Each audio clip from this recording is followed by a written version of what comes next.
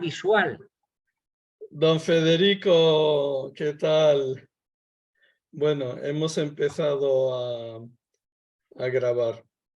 Ah, muy bien. Entonces, pues empezamos y siento que pueda sonar reiterativo, pero es que como he indicado otras veces, pues Polo va muy despacito, ¿eh? Es como, por así decir, un elefante, no le da por correr, pero lo que pisa lo trilla, ¿no? Ahí hace camino. Claro, Entonces, estábamos hablando muchas veces de la vinculación que hay en el primer escalón de la inteligencia, ¿eh? Entre la operación inmanente, el conocer, y el objeto conocido. Y la lección 5 de este segundo volumen versa también sobre eso. Y Polo va matizando, va haciendo descripciones, ¿eh? Entonces, pues, si puede, como esto ya es un asunto que hemos visto, puede que a uno le parezca, como digo, reiterativo, pero siempre se logran nuevos matices, por lo menos repasamos lo que hemos visto y aclarado en el pasado, etc. Bueno, entonces nos dice, la lección, como veis, tiene 4 epígrafes y el primer epígrafe se titula La correspondencia de la objetividad y el entre comillas, planteamiento. Todo esto sale a raíz de lo que decíamos, de ese comentario que Polo hace a la descripción de Heidegger del hombre como ser en el mundo. Y en el fondo le está diciendo que ese es cognoscitivo, es decir, el modo de estar del hombre en el mundo no es como una pieza más temporal del mundo, sino que es que el hombre abre cognoscitivamente el mundo. Y vemos cómo se detiene en esa apertura cognoscitiva, de qué índole es ese conocimiento. Entonces, Polo nos dice que si bien el contenido de lo pensado, de cualquier objeto pensado, es siempre plural, pues el objeto, sin embargo, es uno. Pues si es mesa, es mesa. Si es silla, silla. Bueno, pues o si es perro, gato, lo que sea. Obviamente todos los objetos pensados son plurales. E incluso, para los que sabéis un poco más de teoría del conocimiento, también podemos objetivar, pues, ¿cómo te diría? Juicios, ¿no? O dices, estamos hablando acerca del pensar y ahora, por tanto, pues hablo del pensar, no de perro, silla, gato, sino del mismo pensar. Pero claro, para hablar de él tengo que objetivarlo. Bueno, pues todo eso es plural en contenido, siempre. Sin embargo, el objeto pensado siempre es uno. A cada operación le corresponde un objeto pensado. Bien, si pensamos, por tanto, al nivel del primer nivel de conocimiento, que es la abstracción, pensamos en realidades intramundanas, en el mundo. Pero ese pensar significa que abrimos el mundo. El mundo es abierto en nuestro pensar o al pensar. Y es abierto de modo inmediato, es decir, no hay proceso, sino que como el acto de pensar supera el tiempo, como hemos dicho otras veces, es presente, la presencia mental es sin tiempo. Y recordad, vosotros me diréis, oye, pero con un acto de pensar no conozco todo, sino que no me sé la lección entera del libro de Derecho, sino que tengo que estudiar muchas horas y un tema y otro tema. De acuerdo. Lo que es temporal es el proceso, es el enriquecimiento o el desarrollo o el perfeccionamiento de la potencia, es decir, de la razón. Pero cada acto de pensar está al margen del tiempo. No es procesual, es la presencia mental. Abstrae del espacio y del tiempo. ¿Eso qué quiere decir? Que él es sin espacio y sin tiempo. Por tanto, también lo abstraído, el objeto pensado, está al margen de las características espaciotemporales. Es decir, no está sometido a las leyes físicas. Bien, esto quiere decir que cuando pensamos ya tenemos abierto el mundo en presente, ya estamos conociendo. No hay demora, no hay proceso, no hay empezar a conocer algo y no lo conozco, está como el motor arrancando, como el motor de un automóvil, no está en marcha todavía, parece que está arrancando. No, si conozco, conocido, ya tengo, funciona según la presencia, según el ya. Bien, estos son, por así decir, repasillos que estamos haciendo de lo ya visto. Bien, ahora Polo dice, bueno, pues detengámonos un poco más para ver qué implica, cómo podemos caracterizar lo que es el acto de conocer, el presentar, el abrir el mundo, el tener, el poseer el mundo como conocido. Detengámonos, ¿no? Y va poniendo notas. El conocer es posesivo, tiene, es el haber. Y el haber se dice respecto de lo habido, respecto de lo conocido. O si se quiere, es el hay respecto de lo que ya se tiene. ¿Eh? Si hay, pues si hay conocer, ya has conocido algo, ya has ganado, ya tienes logrado el mineral en la mina. No es que empieces a picar y la piedra no se desprenda, sino que ya la has conseguido, ya la tienes. El conocer siempre es efectivo en este sentido, es decir, siempre logra. No cabe operación inmanente sin objeto conocido, como bien sabéis, porque eso es axiomático. Bueno, por tanto, se dan a la vez, símul. Símul y en la misma medida, tanto acto de conocer, tanto objeto conocido. ¿Esto qué quiere decir? Que tenemos una dualidad, como es característico en todas las dimensiones humanas. Las dimensiones humanas se relacionan entre sí conformando dobletes, dualidades, pero muy peculiar la dualidad, porque son distintas una dimensión de la otra. Es evidente que el conocer es distinto de lo conocido. El conocer lleva la voz cantante porque es la presencia la que presenta lo presentado. Los dos están perfectamente unidos, pero son distintos.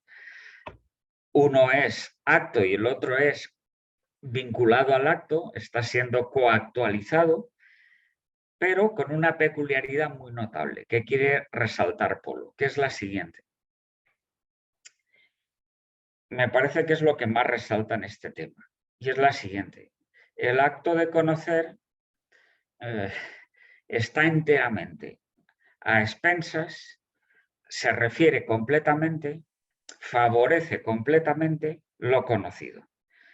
Es decir, no se presenta, después lo veremos. Si en la medida en que el acto de conocer se presentase, no presentaría lo conocido. Por tanto, es demasiado humilde, es decir, está enteramente volcado respecto de lo conocido sin hacerse presente, sin decir aquí estoy yo, ¿no? Esto es muy, ¿cómo te diría? Un signo muy claro, una manifestación muy clara de lo que es el ser personal humano. Si estuviéramos en antropología en vez de en teoría del conocimiento, diríamos que una persona, la clave de ella no es que se centre en sí misma, sino que toda ella es enteramente una referencia. Cada persona humana, cada persona creada, es una referencia distinta respecto de Dios. Ahí radica su quid, ¿no? En su búsqueda incansable, creciente de Dios, ¿no? Decir, bueno, pues ya he logrado esto. En la medida en que te quedas en ya he logrado esto, no sigues buscando. Esto, que es, por así decir, tremendamente humilde y característico del ser personal, que es aceptante y donante respecto de una persona distinta, esto se manifiesta en lo que estamos trabajando esta tarde, en esta primera pieza del conocimiento racional humano. El acto de conocer no pasa factura, se dedica enteramente a lo conocido, no se autoesclarece. Eso quiere decir lo que hemos dicho tantas veces, que no hay reflexividad en ningún nivel cognoscitivo. Y si esto le pasa al acto de conocer y el objeto conocido es pura manifestación, lo manifestado del acto de conocer, es obvio que también le pasa al objeto conocido. El objeto conocido nunca habla de sí, sino de la realidad a la que es remitente.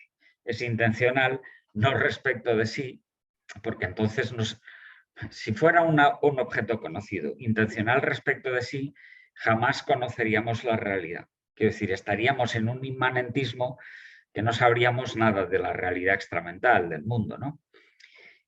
Bueno, y lo mismo respecto al acto. Si el acto de conocer dijese, bueno, a ver, yo estoy conociendo cosas porque yo soy yo, quiero ser yo y quiero saberme.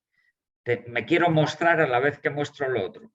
Pues en la medida en que se mostrase, perdería conocer, es decir, no presentaría lo distinto, lo conocido, con lo cual estaría también en una especie de inmanentismo. Y si esa actitud, como decir, esa pretensión de autoconocimiento se disparase, se volviese un poco loca, pues al final lo único que conoceríamos sería nuestro conocer, con lo cual no conoceríamos nada, es decir, convertiríamos nuestro conocer en un solo objeto, con lo cual ceguera total. Quiero decir, pues qué poco conocer sería eso, ¿no? Como se ve, el conocer tiene eso aquel, está muy bien diseñado. Bueno, no sé si me he liado mucho, pero creo que se entiende lo que Polo nos quiere decir. Vale. Hay una cosita que, por si lo leéis, que está un poco equívoca, que es la siguiente, que también la dije una vez. Polo llama con una terminología atomista a lo que es la presencia mental. Al acto de conocer lo llama especie expresa. Y os dije alguna vez que eso no es así. Porque, a ver, no es una denominación tomista de Tomás de Aquino, que por cierto celebramos hoy la fiesta, con lo cual Polo diría, pues inclinación de cabeza y tendré que ir a Toulouse, que es donde está enterrada la cabeza de Tomás de Aquino, para decirle muchas gracias y pedirle disentir en algunas cosas. Eso es lo que nos diría Polo hoy, como nos decía en clase. Bueno, pero quiero decir, la noción, la expresión especie expresa no designa al acto de conocer. No es tomista, sino del tomismo posterior. Designa al objeto conocido. Y alguna vez Polo dice que designa al acto de conocer. Pocas. Aquí, en esta lección, lo dice una vez. Pero no es así. Eso es una confusión. Bueno, pues ya me entendéis. Vale. Entonces, ¿qué índole, qué connotaciones, qué matices tiene la presencia mental? Pues que es limitada, su limitación es que solo da para presentar un objeto conocido.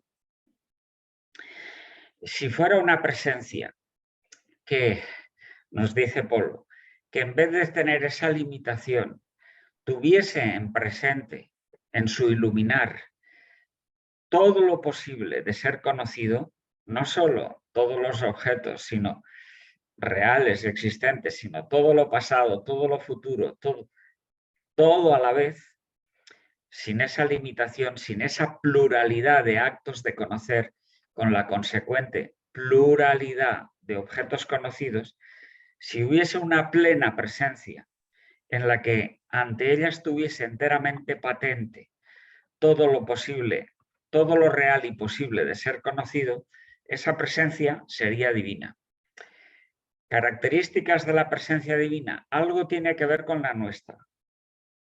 ¿Qué? Trasciende el espacio y el tiempo. Está al margen. La presencia divina es eterna. ¿Cuál es la distinción neta con la nuestra? La nuestra es en exceso limitada, intermitente para más señas. Por tanto, sometida al tiempo de la facultad. La divina no. La divina es plena y siempre. Siempre quiere decir sin tiempo. Bueno, con esto se cierra el primer epígrafe de la lección. ¿He ido muy deprisa? ¿Tenéis alguna cuestión? Adelante, José.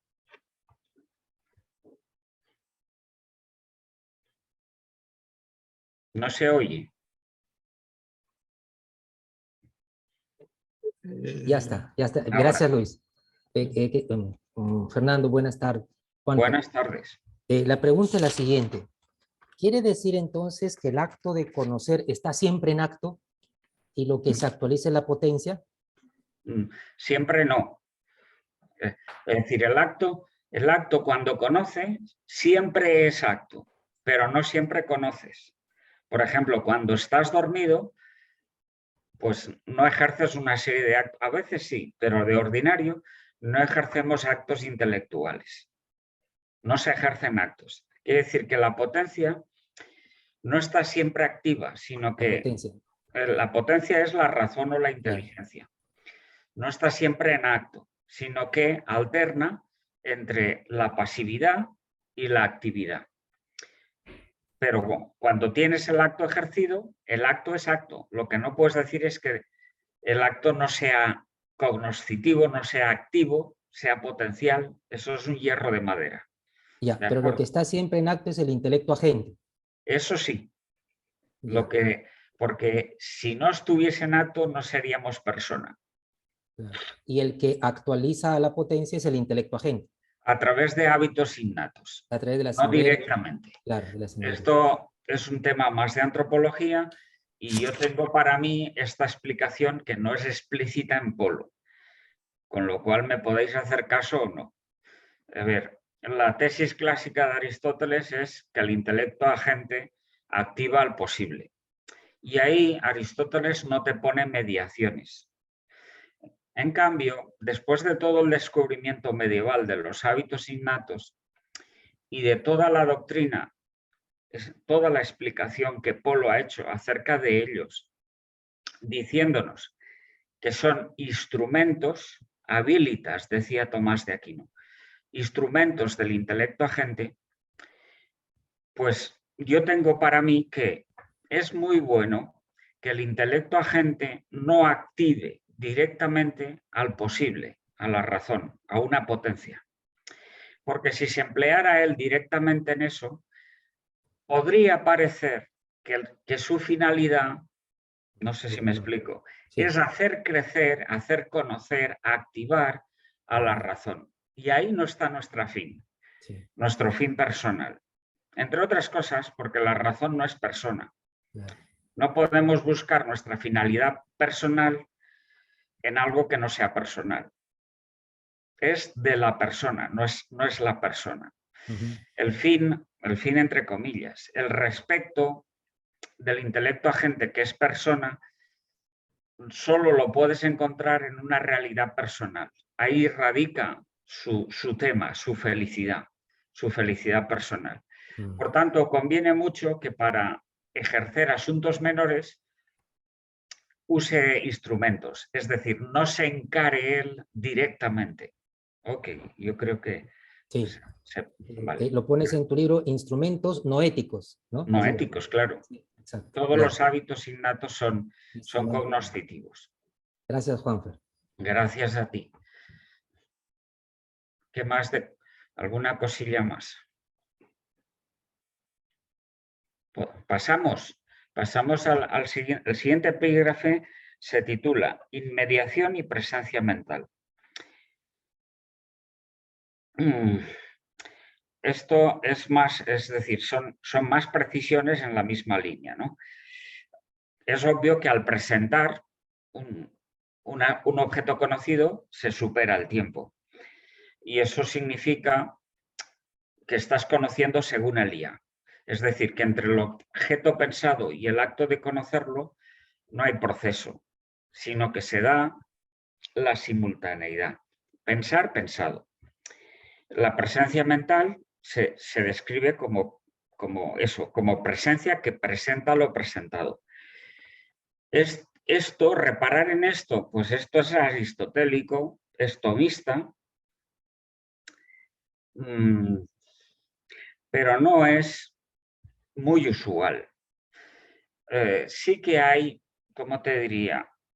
Hintikka, por ejemplo, un finlandés, pues hablaba recuperó un poco lo que son los actos de pensar, y hay algunos comentadores tomistas del siglo XX que también han reparado en ello, pero lo usual no es hablar en términos de acto de lo que es el conocimiento. Lo moderno es más bien de corte procesual. Aquí está María Elvira Martínez y nos podría decir, bueno, que ella sabe más de Kant, seguramente la estela de Kant viene de otros autores precedentes, como Descartes o etcétera, no sé, los que haya leído Kant. Y también en Hegel pues hay una especie de construcción, ¿no? El conocimiento parece que va produciendo los contenidos, va generándolos. Bueno, al darte cuenta de que la vinculación de un acto de conocer con su objeto conocido es radical, inmediata, que no puedes influir, que no puedes romper esa estructura, por así decir, esa cosa que es de índole natural, tú dices, bueno, pues esto está al mar. Si no lo puedo romper es que no puedo actuar sobre eso. Y si no puedo actuar quiere decir que la actuación pues es de otra índole. Es decir, no hay tiempo, no hay espacio, no hay producción, no hay intervención humana posible para deszafarse de lo ya logrado, de cómo es la vinculación entre el conocer y conocido, según el ya, ¿no? según la exclusión de tiempo y espacio. Esto es pues llamativo. A Apollo le llama la atención y se para a pensar en eso, ¿no? Quiere decir, si eso no lo puede provocar el hombre, no lo puede producir el hombre, no puede el hombre atentar contra eso, quiere decir, aquí hay algo que es, por así decir, de creación divina. Con lo cual, si nos paramos a pensar en ello, algo de fondo descubriremos. Bueno, bien, pues esto. Y el ejemplo que te pone es, el contraejemplo que te pone es el siguiente. Aunque te parezca que la luz es muy veloz, en concreto es lo más veloz del mundo físico. Yo no sé si habrán descubierto los físicos algo más veloz que la luz, pero pues, por lo menos antes era considerada la luz, según Einstein, lo más veloz del mundo físico. Pero quieres que no, pues la luz gasta tiempo para surcar el espacio. Te trae objetos muy lejanos, objetos en sentido real. Te trae estrellas muy lejanas a nuestra vista ahora, pero recorre tiempo, recorre el espacio y el tiempo. Bien, pues la luz es, sin luz no hay iluminado, pero entre la luz y lo iluminado hay cierta temporalidad. En cambio, entre el conocer y el conocido no la hay. No hay distancia, no hay proceso, no hay temporalidad posible. Estamos en otro nivel de realidades, estamos en un nivel de realidades inmateriales. Esto se da por primera vez, dice aquí en esta lección, con un matiz pequeño polo, se da por primera vez y única vez en el conocer racional. Y os decía que aunque parezca que en los sentidos se dé esa exclusión del tiempo y del espacio, esa simultaneidad entre conocer y conocido, tened en cuenta de que son muy veloces los sentidos, pero no llegan a la presencia. La presencia se da exclusivamente a nivel intelectual. De modo que a nivel sensible se pueden inventar artilugios que sean más veloces que los sentidos y que los sentidos no pesquen esa velocidad.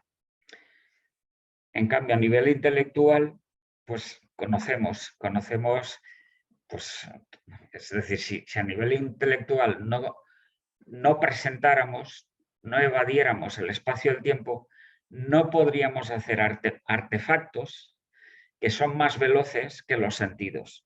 Por ejemplo, hay, ¿qué te diría yo? Los disparos de las balas, los cohetes esos supersónicos que está inventando Rusia para evitar el paraguas de la OTAN. ¿Cuántas veces son superiores a la velocidad del sonido? Pues no te sé decir, pero están haciendo unos artilugios increíbles, ¿no? Bien, eso no lo pesca en ningún sentido. Disparas eso y no lo ve nadie. De modo que solo podemos hacer artilugios de ese estilo o artilugios que detecten su velocidad desde la presencia mental, no desde los sentidos. Bueno, me parece que es claro. La luz es lo más veloz, pero el pensar es más veloz que la velocidad física, ¿no? ¿Por qué? Sencillamente porque es acto. Y acto es fuera movimiento. Por tanto, fuera distancia. Pensar pensado. Esto significa que estamos en otra dimensión. Estamos no en la dimensión física de lo que llamamos instante, sino en la dimensión cognoscitiva que Polo llama ya. No es lo mismo la presencia que el instante. No es lo mismo. El instante dice, es un trocito de tiempo, pero al final es tiempo, que pasa a ser pasado. En cambio, la presencia no es tiempo y no tiene por qué pasar a ser pasado. Puedes seguir pensando en presente. Eludes el tiempo, se va viendo que es otra dimensión, ¿no? Claro, el instante se llega a él, pero después pasa, se vuelve pasado. En cambio, la presencia mental no se llega a ella porque se da ya, según el ya, y después no tiene por qué, la puedes mantener, no tiene por qué volverse pasado. Bien. Esto quiere decir que el conocer está al margen de la prosecución, al margen de lo productivo, de lo constructivo, de las operaciones transitivas, de la kínesis, del movimiento, etc. Bien, todo esto ya lo hemos visto, ¿no? Y también te dice Polo que la unión que existe entre el pensar y el pensado es mucho más estrecha que la que existe en cualquier realidad física. Hay gente que te decía, no, hay tomistas, por ejemplo, que dicen, no, fíjate, la vinculación que existe entre la causa formal y la causa material es tan estrecha que eso es inseparable. Y tú dices, de acuerdo, son inseparables, no hay causa material al margen de causa formal, pero el hombre puede incidir en ella, puede transformarlas, puede acelerar el proceso de cristalización de los cristales. ¿Cómo? Pues no sé cómo, con presión, con toneladas de presión, con prensas, con lo que quieras. Pero no puedes incidir en la vinculación entre el acto de pensar y el objeto pensado. La vinculación es mucho más estrecha. Hasta aquí el epígrafe 2. ¿Tenéis alguna pregunta? Es un poco arduo, lo siento. Esto no es cálido como la antropología, pero sí, dime, José. Juanfer, a mí siempre me ha llamado la atención por qué el conocer conocido son simultáneos y superan el tiempo y el espacio, ¿no? Porque normalmente estamos acostumbrados a pensar en el tiempo y en el espacio y cosas que suceden, procesos, ¿no? A veces cuando tú te has referido a Kant, dices, Kant tiene una teoría del conocimiento fisicalista, construye, ¿no es cierto? Entonces, la pregunta que yo me hago, medio me la has contestado, pero es, ¿por qué conocer conocido según el ya? Y tú me has dicho, porque es acto, ¿no es cierto? No cabe conocer sin conocido, ni conocido sin conocer. Exacto, pero ¿por qué? Pues no, no tienes ningún porqué, porque es así de hecho. Porque caben otros modos de conocer, incluso humanos, en los que no tengas objeto conocido como objeto. Es decir, es el acto de conocer el que presenta, los medievales decían forma. en la medida en que ilumina, está formando el objeto conocido. Se dan a la vez, no caben uno sin otro, pero son distintos. Eso es. ¿Eh? Son No, distintos. son distintos. No cabe un conocer. En el fondo, la pregunta tuya tiene más vuelo de lo que parece. Y no solo referido a este tipo de conocer que es abstractivo, sino a todo tipo de conocer humano. En el fondo, pienso que lo que hay detrás es esto. En nosotros todo es compuesto, todo es, no es simple nunca.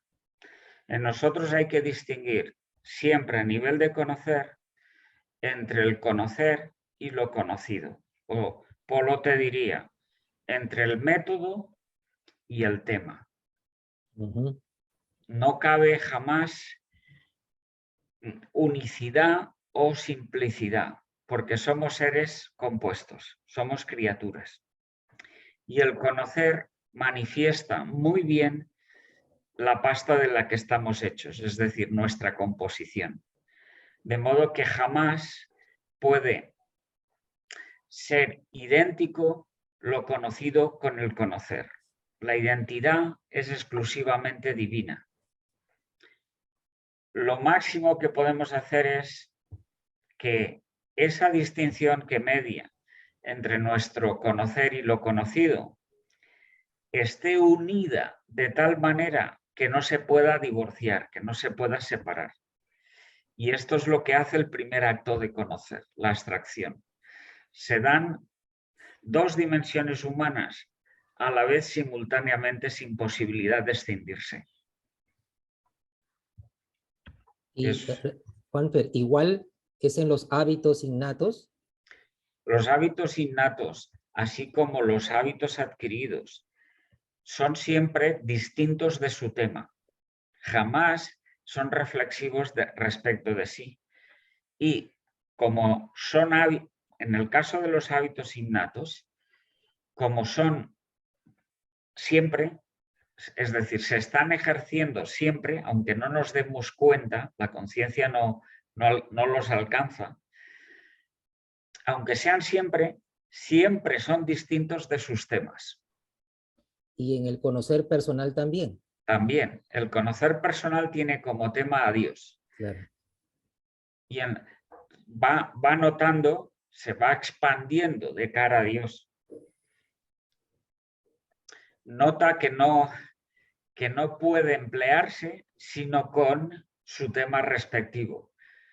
Hombre, no lo esclarece, porque el tema le supera, No puede, pero claro. se está empleando, barrunta eso, ese Y modo de vivir de acuerdo con esa búsqueda, es lo propio del conocer personal. Y la unidad tema-método a nivel del conocer personal es mayor que al nivel del conocer operativo. Sí, porque es personal y significa lo siguiente, significa que Dios no te da la vuelta jamás, es decir, que no te abandona, que no solo estás conociendo tú a Dios, sino que Dios se hace el encontradizo siempre. Es decir, el que tú busques a Dios ya es segundo respecto de que Dios te está mirando, te está buscando. Está más empeñado Él en no abandonarte que tú, con ese conocer personal que es libre, en buscarlo a Él. Claro. Que sí le puedes dar la espalda. Okay. Gracias, Juanfer. Gracias a ti. Oye, son preguntas muy interesantes. Yo tenía también ahí muchas preguntas, pero no voy a... Lo que querrías preguntarte es esto. Esa vinculación entre conocer y conocido que es simultánea es de algún modo una manifestación del espíritu humano. Sí, es manifestación de la persona. La persona es vínculo, es relación, dice Ratzinger. Acuérdate de eso. Quiere decir que no se explica en solitario. En solitario una persona es imposible. La clave de una persona es su respecto, hacia dónde hace, es decir, ¿por qué tú dices in divinis? ¿Por qué el hijo es hijo? Sencillamente porque hace referencia al padre. Sin el padre el hijo no es hijo. Sí, Bien. yo pero me refería al hecho de que es simultáneo, es decir, que si no fuera espíritu, o sea, si fuera algo Claro, en si el fuera, universo, sería con proceso. tiempo. Sería con tiempo. Ahora, esto tiene también su aquel, es decir, fíjate que hay diversos tipos de tiempo y los tipos de tiempo se miden en atención a las realidades de los que el tiempo es tiempo. A ver, el tiempo es siempre tiempo de una determinada realidad. Si ahora decimos que existen realidades que son físicas del universo, sin matizar el tiempo de cada una de las realidades intracósmicas, sino tiempo así tomado, por así decir, en global en lo físico, y decimos que hay realidades que son espirituales o inmateriales, y nos preguntamos, ¿cabe que esas realidades inmateriales tengan su tiempo? La respuesta es, si son creadas, tienen su tiempo. Pero obviamente el tiempo de las realidades inmateriales creadas, el tiempo de las personas creadas, ángeles, hombres, el tiempo de sus potencias, de la razón, de la voluntad, no es el mismo tiempo que el de la realidad física. Ok. Sino que es otro tipo de tiempo. Pero por eso yo quería decir la distinción entre el simultáneo y el proceso. Ok, entonces... Porque has hablado de procesos muy rápidos, ¿no? Y yo lo que constato es que actualmente la tecnología y la ciencia que la acompaña, ¿no? Por ejemplo, en la inteligencia artificial, se intenta simular el espíritu con procesos muy rápidos. Rapidísimos. ¿No? ¿Qué es lo que estabas diciendo? Entonces, la distinción entre simultáneo y proceso, ¿no? Sí, por muy veloces que sean, no vencen enteramente el tiempo, ni tampoco el espacio. Por esto. Yo me refería al tiempo no al tiempo del espíritu, que claro, el espíritu también tiene su tiempo. El crecimiento del espíritu tiene su tiempo, sí. Pero los actos trascienden el tiempo. Si fuéramos enteramente acto, sin ninguna potencia, pues estaríamos al margen de toda temporalidad. Pero enteramente acto no podemos ser. Es decir, lo más acto en nosotros, gracias por la pregunta, porque esto lleva a pensar mucho, ¿no? Lo más activo en nosotros es obviamente el acto de ser personal. Y su correspondencia es Dios, que es eterno. Lo más eternizable en nosotros es el acto de ser personal, pero no llegaremos nunca a ser Dios. Por mucho que crezcamos aquí o en el cielo, nunca nos podemos confundir con Dios. No somos una gota dejada caer en el océano, sino que la distinción entre criatura y creador siempre se mantiene. Por tanto, si se mantiene, quiere decir que siempre podemos crecer, siempre podremos divinizarnos más. Con lo cual, esto es una visión muy optimista. Ok. Sí. Bueno. Vale. José tiene una pregunta, ¿no? Juanfer, cuando se ejerce el acto de conocer, también se ejerce en intensidad. A veces se dice tanto acto conocido, sí. Tanto acto de conocer, tanto conocido. Mi pregunta es, ¿qué es lo que hace que se ejerza y se intensifique en la persona? ¿La libertad personal, el conocer personal o el amar personal? La manifestación de todo eso. De los tres. Primero, a través de los hábitos innatos. El último hábito innato es la sindéresis. Y la sindéresis tiene su respecto con la inteligencia. El modo de ser ese respecto de la sindéresis con la inteligencia no es igual en nadie. Es decir, tú puedes A ver, lo diríamos en el lenguaje ordinario así. Tú puedes centrar más la atención que otro. El chico que centra la atención en el estudio saca más resultado que otro. ¿De dónde viene la activación de la inteligencia? El que la inteligencia se esclarezca, tenga más luz progresivamente. De ella, hombre, de ella solo no. No lo puedes explicar. Ella tirándose de los pelos, no. Tiene siempre la vinculación superior de la persona a través de los hábitos innatos. En rigor, a través de la sindéresis. Tú dices, vale, yo quiero precisar más estas cosas, darle más vueltas, profundizar. Eso es centrar la atención y eso es jugar con el hábito de la sindéresis sobre tu inteligencia. Ok. Sí. Gracias, Juan. Gracias a ti. Marta, pon el speaker.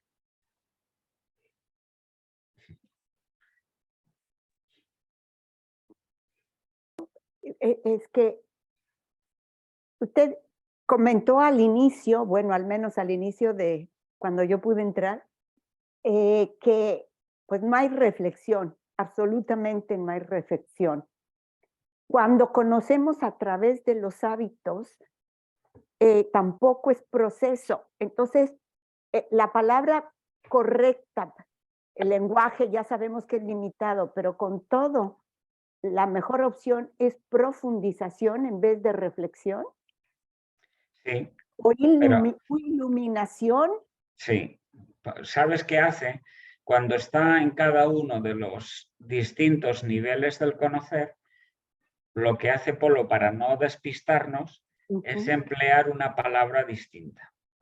Entonces, cuando está, por ejemplo, en los hábitos adquiridos, a los que seguramente tú te refieres ahora, él no habla de presentar, sino con otra palabra, que parece semejante, pero habla de manifestar. Lo que hacen los hábitos adquiridos es manifestar los actos. Lo que hacen los actos es presentar sus objetos propios. Jugando con esas precisiones, pues de alguna manera, como te diría, mantiene la tesis central, a saber, mejor dicho, el axioma central, que el conocer es siempre acto, pero a la vez te está diciendo que caben muchos niveles de conocimiento. De modo que te mantiene el segundo axioma, que es que el conocimiento humano a la fuerza es jerárquico. Hay muchos niveles. Ok, muchas gracias. ¿Cuál es el que le corresponde a la sindéresis? Pues fíjate que él describe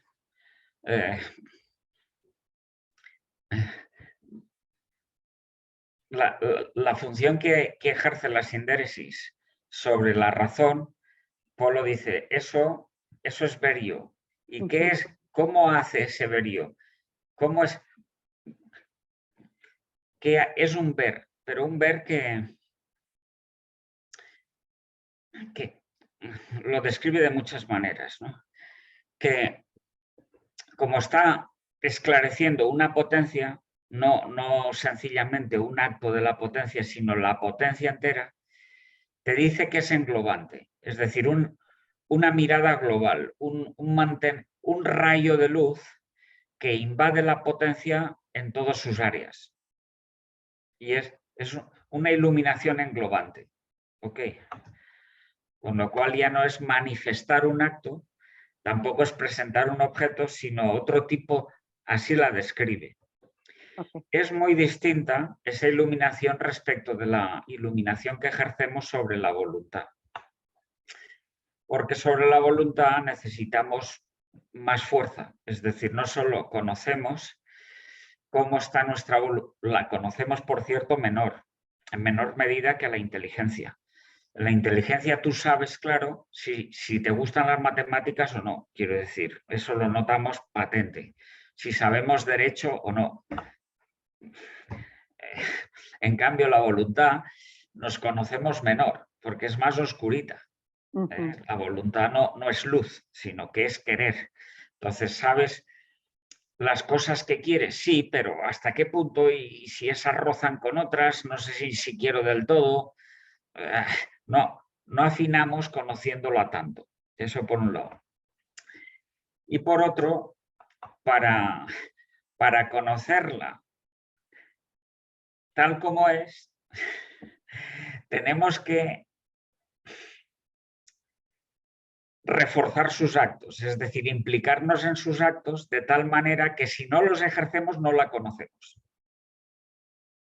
No basta iluminarla desde arriba, sino que hay que implicarse en ella y regatear con ella, con sus objetos. Es decir, si me gusta pues, comer esto o lo otro, si me gusta saludar así o asá, estamos, es decir, necesitamos más pujanza. Y por mucha pujanza que metamos, no la esclarecemos tanto. Pero la contrapartida es que la hacemos más nuestra, la sujetamos más, la personalizamos más. No sé, esto es de muy largo recorrido. Y el lenguaje se queda corto. Claramente. Sí, señora. Muy bien. Gracias, profesor. Gracias. Ángel. Pilar, sí. Sí.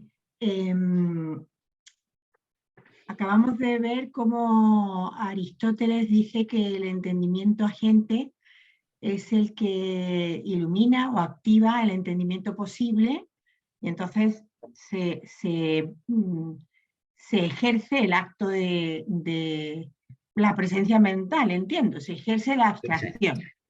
Bien, entonces, en polo, y con lo que tú acabas de decir, que el entendimiento agente, que en realidad es el acto de ser que somos, que el ser personal, tiene su finalidad en buscar, en buscar a Dios, Sí. que es su tema. ¿Sería el ver yo quien actualiza el entendimiento posible? Claramente. O sea que... Esa dimensión de la sindéresis, no otra. Vale. Directamente esa. Pero si tú ahora preguntas, ¿y seguro que es solo esa? Que No. sería la siguiente pregunta. Claro. Yo te diría, pues depende de la línea operativa de la razón que estés ejerciendo. Porque si ejerces lo que estamos hablando ahora, que es la abstracción, te basta y te sobra con el verio, con esa dimensión de la sindéresis. Sí. Pero si ahora empiezas a querer conocer las cosas también en su peso de bienes que tienes, no te sirve solo el verio. Necesitas otra dimensión de la sindéresis que está conociendo la voluntad, que es el quererío, Sí. que le pida partido al verio para que el verio active la inteligencia de otra manera. No para que te conozcan las cosas solo como objetos pensados, sino como el peso de bien que tienen. Y eso solo el verio no lo puede hacer. Necesitas una redundancia superior. Es decir, es una dualidad, en el fondo un juego de dualidades. Muy bien, gracias. Es complicadito esto. Sí, José. No. Bueno, entonces, si queréis pasamos al siguiente epígrafe. El siguiente epígrafe, el 3, dice las notas descriptivas de la presencia mental. ¿Qué hay aquí? Pues un intento de hacer un elenco de notas descriptivas de la presencia mental y después de vincularlas, en el siguiente epígrafe, en el cuarto, las vincula todas entre sí, ¿no? Hace dos grupos y al final las vincula.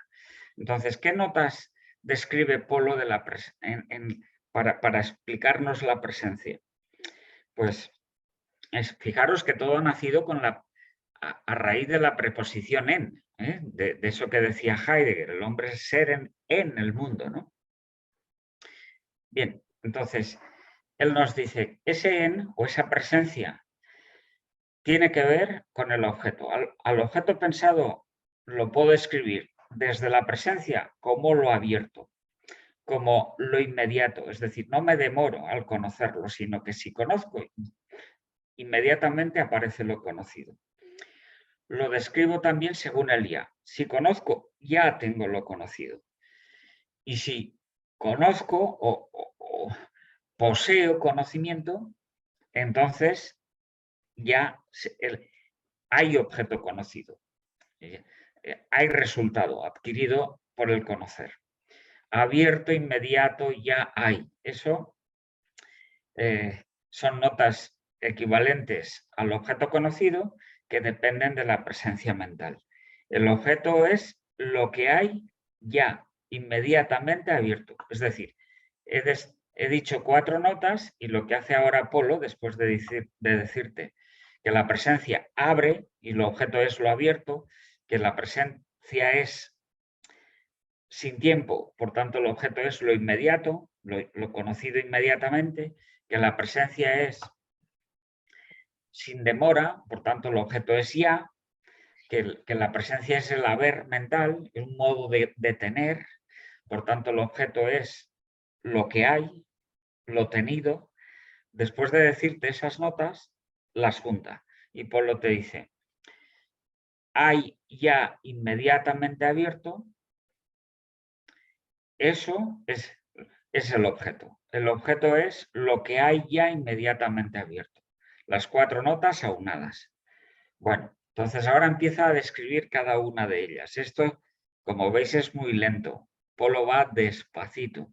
Yo me imagino, quiero decir, nosotros somos mayores y tenemos inquietud por ir poquito a poquito embebiéndonos en cómo es el conocer humano. Pero yo me pongo en la tesitura de un chico o de una chica de 18 años, apretado de exámenes, de trabajos, y que Polo le venga a clase y le diga estas cosas. Bueno, no, yo creo que no todos los alumnos reaccionan igual. Me parece que unos dirían, sí, este tipo es un genio, pero yo qué sé, yo quiero ser, no sé, algo más modesto, hacer tareas en un instituto, dando clases, entreteniendo a los muchachos, jugando con ellos. Uf. No sé, bueno. La presencia es la apertura. Nos abrimos al mundo conociendo. Entonces, ¿qué es el objeto respecto de eso? Es lo abierto. ¿Cómo lo describe Polo? Se le ocurre esta semejanza. La presencia es el umbral. No es una puerta de esas que se abren y se cierran, sino que es el marco de la puerta, que siempre está abierto. Un umbral, es decir, un marco siempre sin puerta. Estás en el marco de la puerta y siempre tienes panorámica delante de ti. Pero ojo, la imagen es buena también por esto, porque lo que no ves desde el umbral es el umbral. Lo que ves es la habitación o el pasillo, pero no ves el marco. Desde la presencia estás viendo lo abierto, es decir, el objeto conocido en cada caso. Pero no ves la presencia, no ves el umbral, no ves la apertura. La apertura está siempre abierta, pero no es siempre conocida. Mejor dicho, está oculta, no la ves. Ves lo otro a costa de no ver el conocer.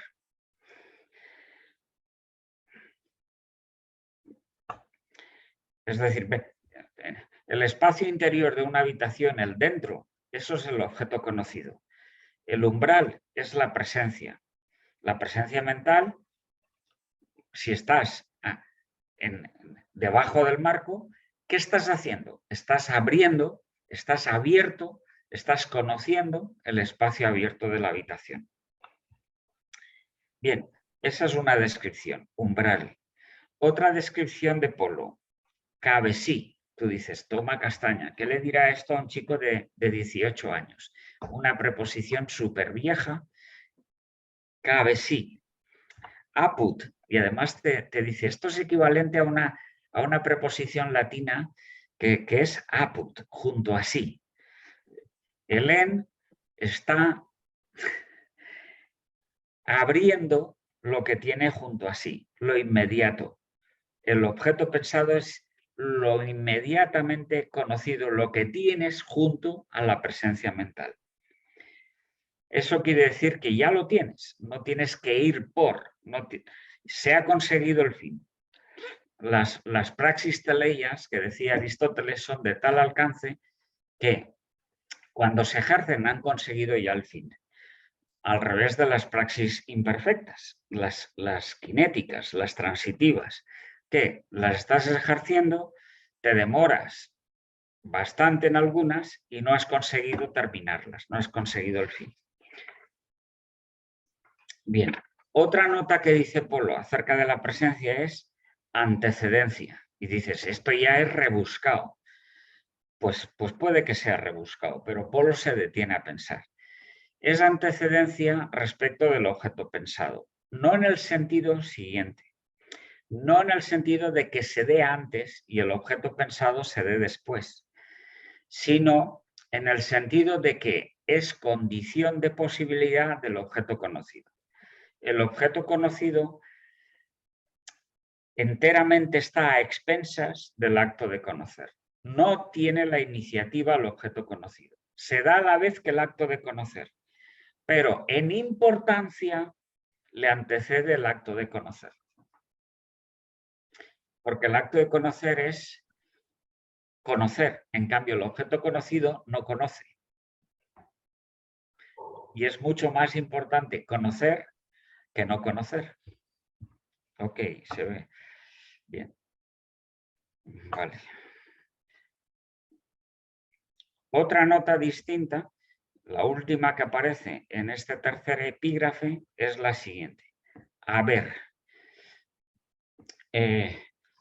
esto es propio de los griegos. Los griegos distinguen diversos niveles de posesión y dicen que hay que subordinar los inferiores a los superiores. Obviamente los sofistas decían, oye, si tengo ganancias prácticas, pues estoy protegido, es decir, no me muero de hambre, de frío, etc. Y dándole vueltas a estas cosas, los tipos descubren que el lenguaje posee todos los demás cachivaches reales, posee hasta el dinero. Si yo domino el lenguaje, puedo poseer, tengo dominio sobre el resto de las actividades prácticas, sobre los útiles sobre todo. Muy bien, por encima de eso, Platón descubre las ideas. Y las ideas se poseen de otra manera. Se poseen sin ser susceptibles de pérdidas. No se pueden perder. Si las tienes ya. Que me quiten lo bailado, decía Polo al respecto, ¿no? Si las tengo, las tengo. Sócrates descubre un modo de poseer todavía más alto, que es la virtud. Y porque es más intrínseca. Para tener virtud está más pegada a ti que los descubrimientos intelectuales, que las ideas. Te arropa más, te perfecciona más por dentro. En el fondo esa es la clave socrática, ¿no? La virtud como perfección. Y lo contrario, el vicio como imperfección, como deshumanización. Bien, pues entre esos niveles ahora estamos en uno que es propiamente el de los presocráticos y Platón, que es el de tener ideas, el haber. Bueno, a eso Polo le estaba diciendo antes antecedencia respecto del objeto pensado en importancia. Se puede decir que es previo, no previo en tiempo, sino previo en índole, ¿no? Es superior, es en el sentido de que es... Bueno, pues... Bueno, ¿y cómo lo llama también a esto Polo? Muchas veces. Lo llama mismidad. Toma palabreja. ¿Por qué? Pues porque siempre que se ejerce respecto de un tema, el tema siempre es igual. El objeto pensado a este nivel siempre es el mismo. El perro abstraído siempre es el mismo perro abstraído. No hay profundización, no hay... El objeto pensado ofrece un límite al acto de pensar. Con lo cual, siempre que conocemos a ese nivel, Polo dice, estamos en el nivel de la mismidad. Otra vez lo mismo. Estamos ejerciendo la mismidad. Llama al acto de pensar abstractivo mismidad en función de que no hay penetración, profundización en el objeto conocido, en el abstracto. Donde habrá profundización es en niveles superiores. Bueno, pues a este nivel lo llama mismidad.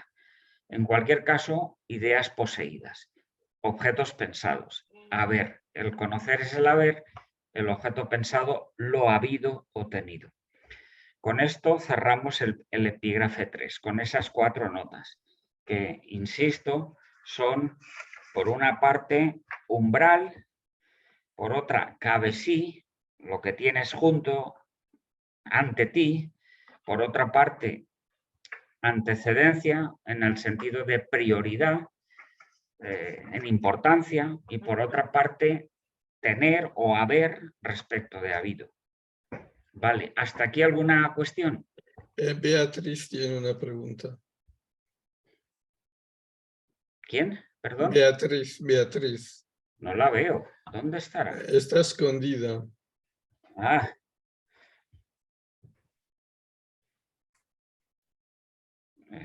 Perdonadme, ¿eh? Es que no puedo poner el, ¿cómo se llama? El vídeo, pero soy yo. Soy La yo. voz No es puedo... inconfundible. Oye, entonces, por lo que estabas diciendo antes, vamos a ver, la presencia mental es el acto de conocer. Sí, señora. Ah, pero es el acto de conocer a todos los niveles, claro. No.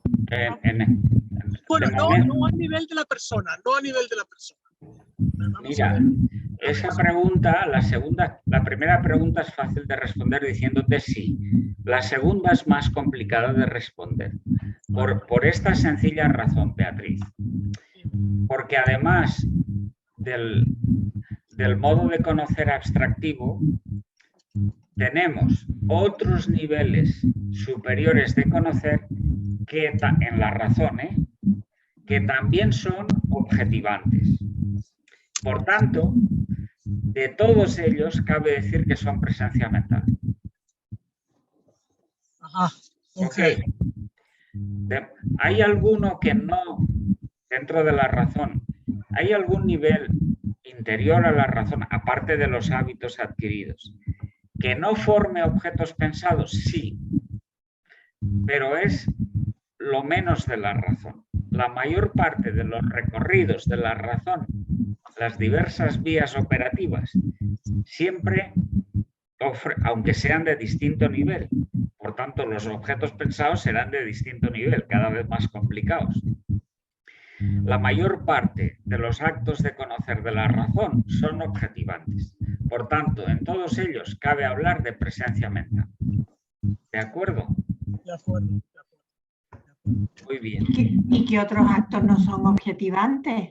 Los de la razón teórica, cuando el tomo 4 de Teoría del Conocimiento, si llegamos a él, porque esto se eterniza y Luis pues ya no solo le sale pelo blanco, sino que al final pues estará... Bueno, hay que ver si acabamos vivos después del tomo 2. Esperemos que sí. Porque luego llega el tomo 3 y bueno, pero estamos muy animados, aparte que sí. El 2 es sencillito, el 3 es más complicado y el 4 es imposible. Vamos a llegar, no hay problema. Claro. Entonces, que vamos a llegar. El tomo 4 se centra, que es el más grueso, se centra full time en los menos actos de conocer de la razón, que son los que prescinden del objeto conocido, para conocer la realidad tal cual ella es en sí, la realidad física. Sí, la física. Sí. En el fondo es esto, todos los actos de conocer de la razón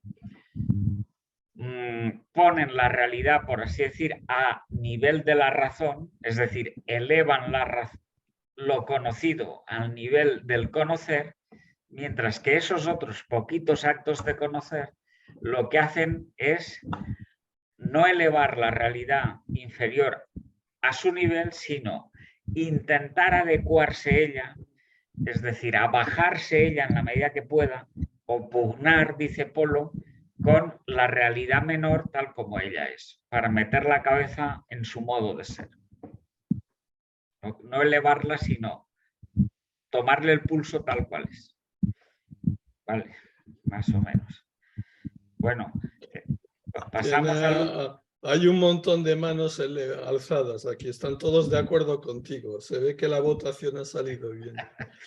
Entonces está Marta, que quiere hacer una pregunta, y luego José.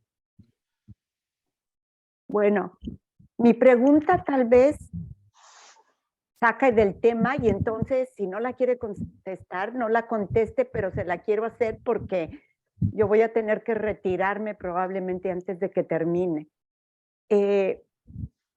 Pero es que cuando empecé a estudiar este capítulo, el en de estar en el mundo, me llevó a pensar a la manera como explica o describe a la persona Polo, que es relación en el origen. Y entonces me ha surgido, pues como, ahora sí que pugnando, el tratar de encontrar las diferencias. Yo sé que es too much, pero de lo que es el estar en el mundo para explicar la presencia y lo que es relación en el origen de la persona. Genial. Porque el primero significa vencer un tipo de temporalidad, que es la física. El primero quiere decir, el en del conocer, de la presencia, es evadir la temporalidad física para abrir el mundo de tal manera que no te temporalices, sino que lo domines, cognitivamente hablando. En cambio, el en que se dirige a Dios, búsqueda, relación en el origen, es no zafarte del tiempo físico, sino la correspondencia que tiene tu tiempo como criatura espiritual distinta con la eternidad. Es decir, intentar evadir de alguna manera, por ayuda divina, la temporalidad que tú eres para crecer de cara a Dios como Dios quiere de ti. Que es muy distinto, es decir, es un en muy distinto. Porque, ok. Pues allí me resuena la palabra apertura y amor. Sí, sí, claro. Pero es una, a ver, ten en cuenta también esto, que no es que te zafes enteramente del tiempo, sino que el crecimiento es distinto. Es un crecimiento... A ver, el primer evadir el tiempo, ¿para qué es? Para hacer crecer al mundo físico.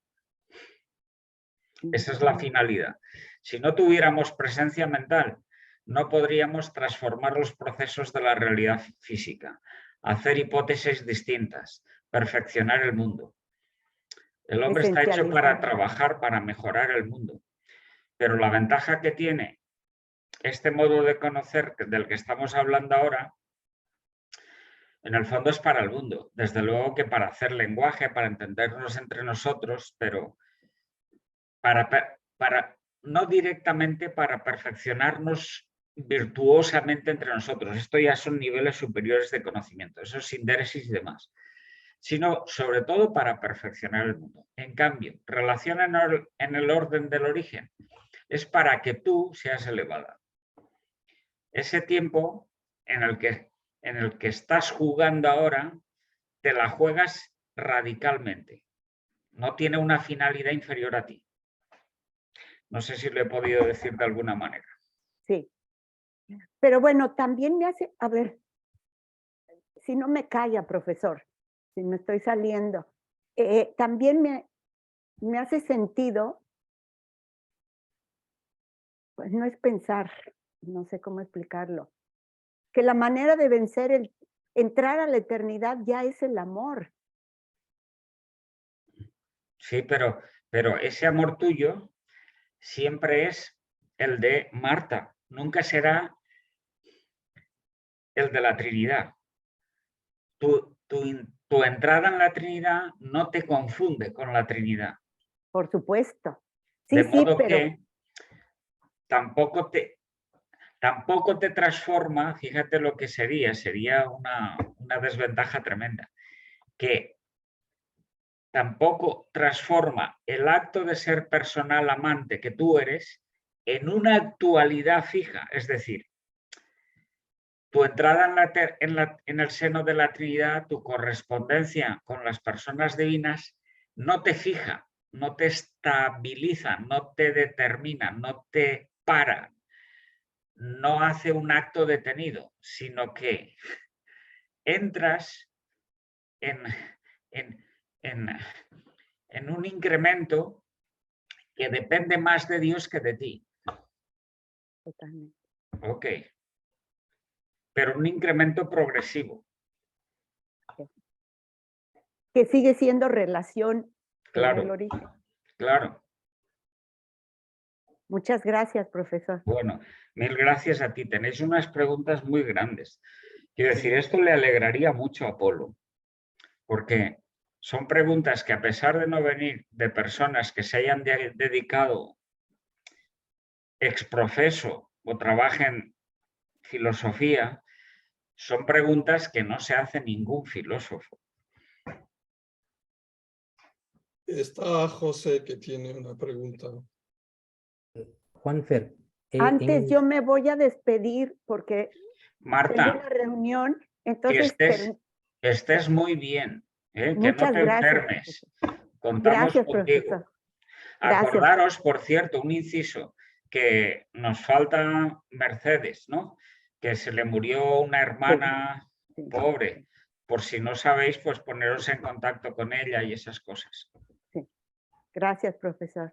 A ti. Hasta luego todo. Luego me pongo al corriente con la grabación. Vale. Bye. Yes. José. Juanfer, en este acápite, al principio, don Leonardo habla de objeto y de objetualidad, ¿no? O sea, habla de objetualidad como diferenciándolo de objeto, como si fuera la característica, lo abierto, inmediato, ya y hay, de todo objeto conocido.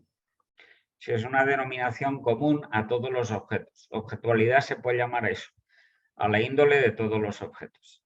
Y cuando habla de umbral, cabe sí antecedencia y haber, serían como las notas de la presencia, del acto. Del acto, eso ¿No es. es cierto? Que se corresponden con los del objeto. Claramente, es decir, te está describiendo esas notas de la presencia no aisladas, sino en relación al objeto. Al objeto, porque son Es uno, decir, pues. en Son el fondo, simultáneos. ¿qué hay? Como en toda dualidad humana, hay que explicar cada una de las cada una de las piezas de la dualidad en relación a otra.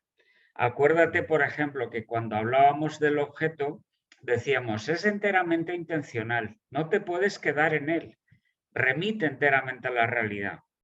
Es decir, no puedes aislarlo, no puedes, por así decir, voy a explicar el objeto como objeto sin nada, porque entonces no lo describes bien.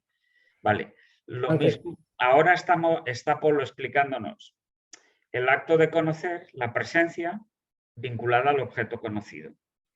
Pero una vez que tengamos eso esclarecido, tú dices, vale, pues ya sé lo que es la presencia mental, ya sé lo que es un acto. Oye, un momento, ¿cómo lo sabes? Lo sabes no por la presencia mental, sino porque estamos, aunque no te lo esté diciendo, estamos ejerciendo su respectivo hábito. Y con su respectivo hábito estamos manifestando en vivo, vivita y coleando, la presencia mental. Y eso es otra dualidad, con lo cual no puedes explicar aisladamente la presencia mental, la tienes que explicar desde su hábito. Y Frankfurt, entonces, por ejemplo, lo que es umbral, cabecilla, antecedencia, haber, tiene relación con la sindéresis, con el verbo. Claramente. ¿No? Al final tienes que hablar de la sindéresis.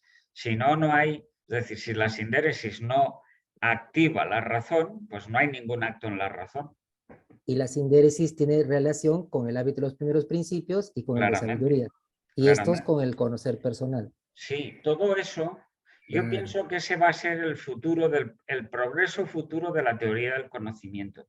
Hacer, a ver, Polo te ha descrito los hitos del camino, pero hacer las explicaciones respectivas, es decir, las dualizaciones que dice él, la confluencia, la vinculación entre ellas, esto será lo que en el futuro los que vengan detrás y estudien más toda esta teoría del conocimiento podrán avanzar. No sé si, yo creo que es que va por ahí, ¿no? Gracias, Juan. Porque también por lo de Polo, porque Polo tiene un carácter de genio, es decir, suelta monedas de oro, pero a veces no las acaba de enlazar unas con otras, sino que falta vinculación. Bueno. Yo tengo una pequeña pregunta, pero es muy sencilla, me parece. Para ti es cuando hablaba José de la sindéresis y la inteligencia, ¿no? Y tú dices que hace falta hábitos para conocer la inteligencia en acto, ¿no? O sea, pero no hay, los hábitos adquiridos no están en medio o no tienen nada que ver, o sea, o están en otra línea. O sea, querría ver las dualizaciones entre la presencia o digamos la inteligencia activa y la sindéresis. Entendida la pregunta. Tienes en la inteligencia compartimentos estancos. Es decir, no es como la voluntad que está toda unada. Compartimentos estancos quiere decir que hay diversas vías operativas y crecen esas vías, se iluminan cada vez más en la medida en que adquieres hábitos en ellas. Pero puedes adquirirlos de una sin que adquieras los de la otra. ¿Qué conoce la sindéresis? Todos los hábitos. ¿Y todos los hábitos qué son? Pues las diversas activaciones de la potencia. Pero es que la potencia no es unitaria, no sé cómo decir, sino que es separada en dimensiones. ¿De acuerdo? ¿Qué conoce la sindéresis? ¿Conoce los actos? No, ¿para qué va a conocer los actos si ya los conocen los hábitos respectivos? Conoce los hábitos. Pero los hábitos que son la iluminación de la potencia, cada uno en una zona distinta. Pero es el conocimiento de la potencia. Si no tuvieses hábitos, no podrías conocer la potencia. Pero lo que conoce la sindéresis son hábitos. Eso es. Los hábitos conocen la potencia. Los hábitos conocen sus respectivos hábitos. Actos, perdón. Sí. ¿Qué son los hábitos? La potencia crecida. No son otra cosa que la potencia crecida, iluminada, pero en diversas direcciones. Vale. Esto más o menos. Pero es que es mucho, está todo por hacer. Tú imagínate, ahora que dices alumbrarlos desde lo superior, lo inferior, ¿no? Desde los hábitos innatos, esto. Fíjate tú, por ejemplo, que es, te pongo un ejemplo para que veas la complejidad, solo a título de ejemplo. El derecho natural. Derecho natural lo pesca Aristóteles. Se empieza a comentar durante la Edad Media con el descubrimiento de Aristóteles. Tomás de Aquino distingue entre el derecho natural o ley natural, son equivalentes para él, del derecho positivo. Después todos los comentadores tomistas y después todo positivismo jurídico. Nadie sabe lo que es el derecho natural y todo el mundo pasa de él. Quiero decir, eso es final. Buena parte del 19 es, salvo excepciones, todo el 20 y nuestros días. Y tú dices, bueno, claro, ¿cómo van? Ni siquiera los que se han dedicado al derecho natural en las facultades de derecho saben lo que es el derecho natural, ni cómo se conoce. porque para conocer el derecho natural es la leche, es conocer toda la naturaleza y la esencia humana. ¿Y qué saben los profesores de derecho que se dedican a dar derecho natural en las facultades de derecho? Que sea la naturaleza y la esencia humana. Ellos dirán, el derecho natural tiene como tema lo justo, pero ¿cómo va a ser lo justo si lo justo solo se ve cuando adquieres la virtud de la justicia? Antes de adquirirla no tienes ni gramo de justo, pero tienes naturaleza humana y tienes esencia humana. Con lo cual dices, bueno, es que está todo por hacer. Sí. La fundamentación. ¿Cómo van a fundamentar hoy en día el derecho positivo en el natural si nadie es capaz de fundamentar el natural? Bueno, mira, vamos a... Antonio tiene una pregunta y luego viene Alejandra también, me parece. Hola, buenas. Yo, que va un poco al hilo de lo que se está diciendo un poco así de manera general, es que estoy leyendo el texto este de Polo sobre Nietzsche, que habla de los símbolos intelectuales y la experiencia intelectual y todo eso. Todo esto tiene que ver con esto de los hábitos, ¿no? Sí, señor. Es la última palabra. Es decir, todo lo que es. Pero es que dice muy poquito, ¿eh? Dice muy poquito.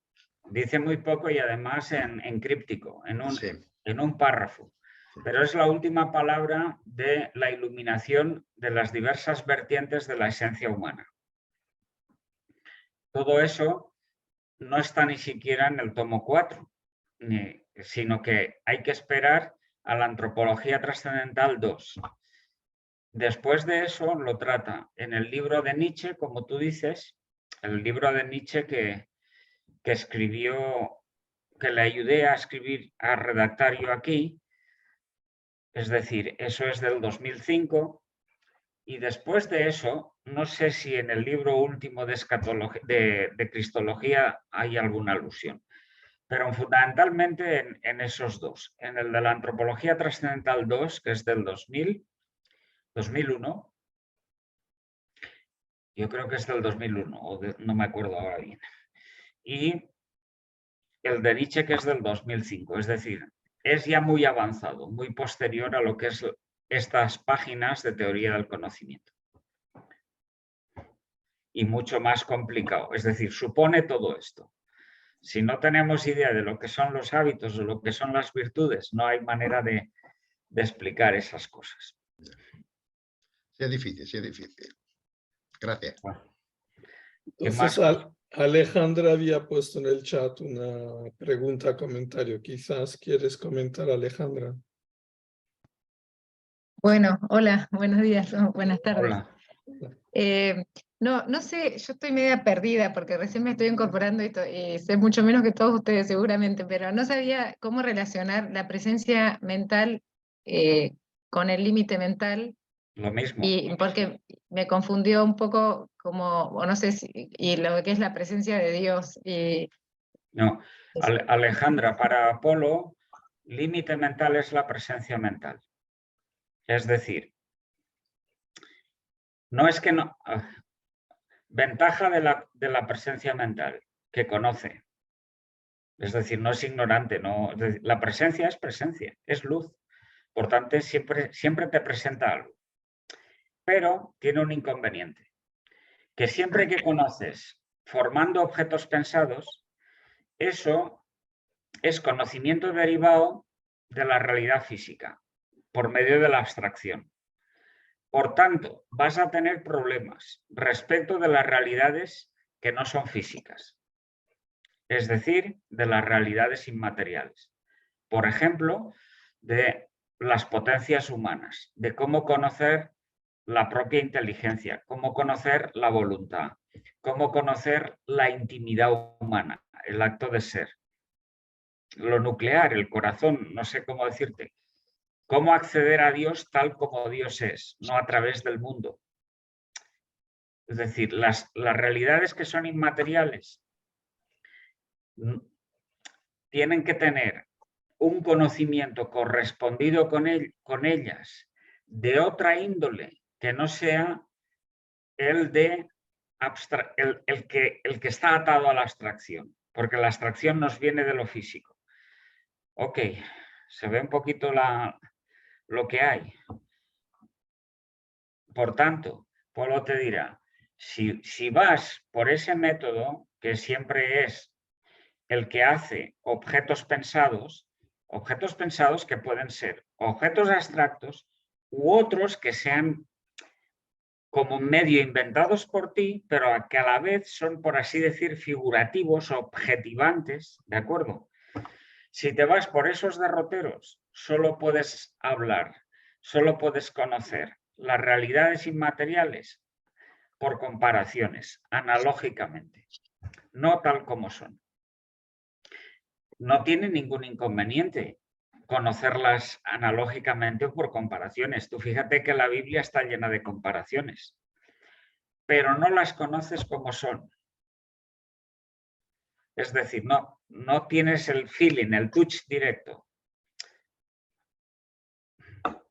Ok, de modo que ese modo de conocer, que es conocer, no es ni el único ni el mejor para conocer las realidades superiores. En el fondo, esto es lo que dice Polo al hablarte del límite mental. No te está diciendo que el límite mental sea una tontera o una porquería, ¿no? No. Te está diciendo que es conocer, pero que no es ni el único ni el mejor. No sé si lo ves. A ver, te pongo un ejemplo para que veas lo que está en juego. El Señor habla en parábolas y hablar en parábolas es siempre ver las cosas que tienes delante en la realidad física, peces, redes, trabajos, semillas, campos, y sacar de ahí partido para intentar explicar lo que es de índole inmaterial. El reino de los cielos es como un grano de mostaza. Es evidente que el reino de los cielos no es ninguna mostaza. Te está haciendo una comparación, ¿no? Bien, eso es lo ordinario, porque el conocimiento ordinario que tiene toda la gente, también en su tiempo y también en el nuestro, es derivado de los sentidos, es decir, conocimiento abstractivo. Con lo cual, pues sirven mucho las comparaciones, las analogías, la abstracción. Pero para los discípulos, cuando están ya un poco entrenados en la última cena, les dice unas cosas tremendamente íntimas. El Padre y yo somos uno. Quien me ha visto a mí, ha visto al Padre. Y los dice, ahí ya no hay mostaza. Y los discípulos le dicen, ahora conocemos directamente y no hace falta que nos hables con comparaciones. Creemos que tú has salido de Dios. Se ve un poquillo. Es decir, hay niveles y niveles. Es decir, también los apóstoles abandonaron el límite mental. Si no lo hubiesen abandonado, no hubiesen podido decir eso.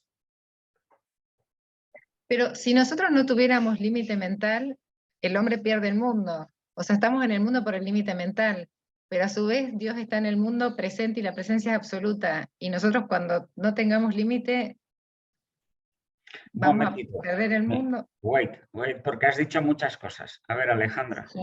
Nosotros es evidente que tenemos límite mental y que lo ejercemos constantemente.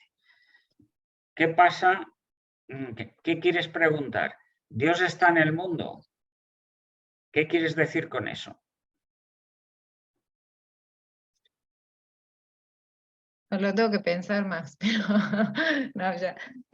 No, yo sentía que si yo no tengo más límite mental, en realidad antes no teníamos límite mental, antes del pecado original, y no estábamos en el mundo. Quiere decir que tenías contacto directo con Dios desde la intimidad mucho más fácil que ahora.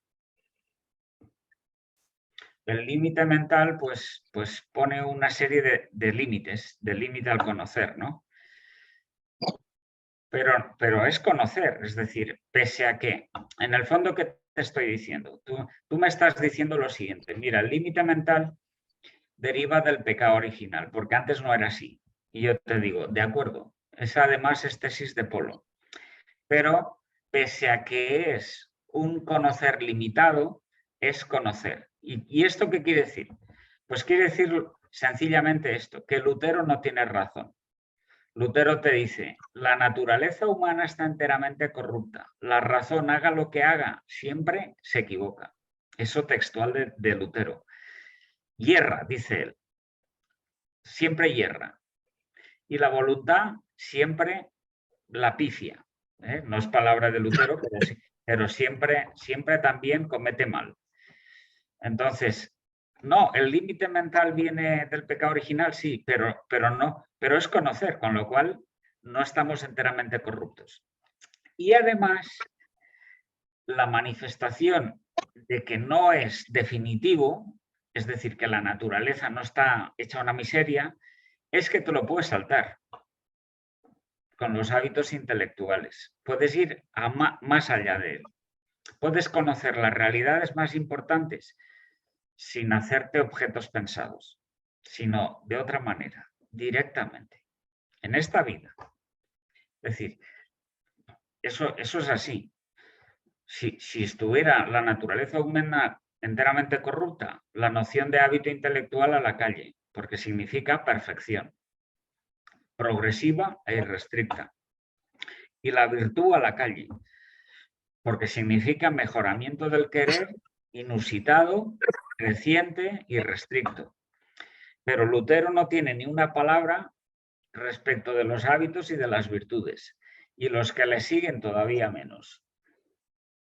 Bueno, María Elvira te dirá mejor. Igual Kant alude una vez en la vida a la virtud. No sé si sabe lo que es. Pero desde luego los hábitos intelectuales ni los menciona. Gracias. Kant, Hegel, todos los posteriores, Husserl. Husserl, mira que es un chico serio. No tiene ni idea de lo que es un hábito intelectual. Ni de lo que es una virtud. Al final de su vida, el Husserl empieza a hacer una especie de guiño a las virtudes. Desde su forma mentis, diciendo que, bueno, les tendremos que dar alguna cabida en el sistema fenomenológico. Pero no, nada más. Bueno, ¿qué más? José. Sí, la presencia mental es un nivel cognoscitivo. Los hábitos adquiridos no son presencia mental, son un nivel superior. Sí, señor. Y los hábitos innatos son un nivel muy superior. Sí, señor. Entonces, el pecado original, ¿qué es lo que le hace a la presencia mental que tiene su función de conocer lo físico? ¿Nos limita a eso? ¿Nos hace quedarnos le en hace eso? que el conocer no sea penetrante, sino detenido. Ah, ya. Fundamentalmente eso. O sea, corrompe los hábitos. La clave está en que una criatura está hecha para crecer irrestrictamente, una criatura humana. ¿Y dónde está, por así decir, la lesión es decir, fíjate que es complicado, porque esto hay que explicarlo de acuerdo con la naturaleza orgánica, es decir, todo el cuerpo. No abstraeríamos si no viésemos, si no oyésemos, si no imaginásemos, etcétera, etcétera. Pero al abstraer, lo que hacemos es fijar, detener el conocer. El conocer es progresivo. Si tú dices que la clave está en fijarlo, en determinarlo, en la actualidad, en que eso es así, punto, precisamente en ese punto, pues estamos omitiendo lo propio nuestro, que es el modo de ser criatura, que es ser creciente. De modo que el que se obceca en conocer según objetos pensados, pues lo lleva mal. Quiero decir, de alguna manera es decir, se humaniza mucho menos de lo que puede. No sé si lo digo bien, porque la clave de la criatura es el crecimiento y el conocimiento objetivo impide el crecimiento. Es fijo, es determinado. No es que no sea conocer, Claro. Y he dicho que lo es. ¿Vale? ¿Se ve? Sí, se ve. Gracias, Juan. Anfer, como que me he confundido un poco. La presencia mental objetiva Sí. y los hábitos adquiridos también. No objetivan para nada. Objetivar significa presentar un objeto pensado. Vale, Cuando tú llamas a los hábitos en tu lenguaje propio conciencia. Tú eres consciente de que estás pensando. Y cuando eres consciente de que estás pensando, no haces un objeto de tu acto, sino, es que ni te viene a la cabeza hacer un objeto de tu acto. Es decir, no estás representando un acto, lo representas cuando hablas de él, cuando tienes que explicar una lección, lo pintas en la pizarra, pero cuando tú eres consciente de que estás pensando, pues estás pillando tus actos de pensar tal como son, sin hacerte ideas de ellos, sin vale, hacer objetos pensados. vale. Y cuando en las ciencias, cuando se estudia un objeto desde una perspectiva, ¿eso es objetivar? Todo es objetivar, todos los conocimientos experienciales de nuestra vida ordinaria, todos los conocimientos de todas las ciencias son Sí. objetivantes. Todos los conocimientos de la mayor parte de las corrientes de filosofía actuales son objetivantes. Vale. ¿Y esos hábitos adquiridos de la ciencia? No, los hábitos adquiridos de la ciencia habría que estudiar cada caso, pero no, lo que ellos hacen son siempre desarrollos objetivos. Vale. No conocimiento de los propios hábitos de conocer. Eso, no, eso es tácito siempre, eso lo desecha, lo dejan atrás, ¿no? Vale, muy bien. Gracias. Bueno, gracias a ti. Y Manol, estás muy callado. Ya. Estoy aprendiendo. Y María Clara y María Elvira también. Sí. Antes he entendido que el hábito adquirido es la potencia crecida, ¿no? O Eso algo es, así. eso es. A eso se le... Igual es muy desacertado, lo que voy a decir, pero eso es entelequia, ¿sería el concepto de entelequia? No, la entelequia se llama mil cosas. Olvídate de palabrejas raras. Vale. Porque, no. A ver, tú imagínate lo siguiente. Tienes una bombilla, ¿vale? Que tiene un filamento dentro. Y ese filamento resulta que pasa por dentro cierta electricidad. Entonces, bombilla encendida. La bombilla encendida con normalita, eso es un acto de conocer, una operación inmanente. Ahora suponte que en vez de tal nivelillo de electricidad que pasa por dentro, viene una abrumadora carga de electricidad. Si el filamento es resistente, si no es resistente, ¡pluf! Se acabó. Pero si el filamento es resistente y una potencia intelectual lo es, ¿qué es lo que pasa? Pues que tienes la misma potencia que antes, pero mucha más esclarecida, con mucha más luz. Eso es un hábito. Y además se queda. La diferencia entre el hábito y la operación inmanente es que la operación inmanente es de quita y pon, es intermitente, mientras que el hábito, una vez adquirido, ahí se queda forever. Es decir, tienes la potencia mucho más dotada que antes, tienes más inteligencia que antes. Ok, aunque no ejerzas tantas operaciones. Entendido, gracias. Eso. Bueno, terminemos con el último epígrafe. En el último epígrafe, todas estas notitas que hemos dicho antes para describir a la presencia mental, lo que hace Polo es agruparlas. Y te dice, voy a hacer dos grupos. El primer grupo voy a unir umbral y cabesí. Cuando uno estas dos notas que describen a la presencia, el umbral que abre a lo abierto y el cabesí que que tiene el objeto supuesto, es decir, junto a él, ¿qué noto? Dice Polo. Pues noto que la presencia la puedo describir así, como ocultamiento. El umbral no se ve, el cabesí atrae así, pone junto a sí el objeto, pero no sabe de sí. Es decir, no sabe que está juntando el objeto así.